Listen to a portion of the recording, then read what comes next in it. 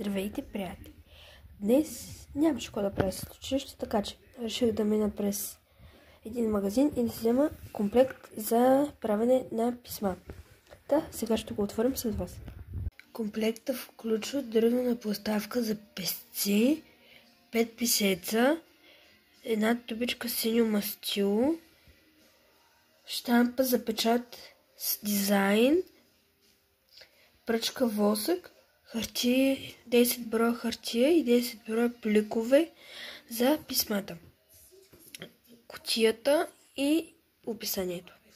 Като за първо впечатление, кутията е много здрава, а отвътре като отвориш, нещата са много красиво подредени. Нека сега да си направим едно писмо, за да видим как изглежда. Крайният резултат с писецата, смятам, че като за първи път ми се получи много добре.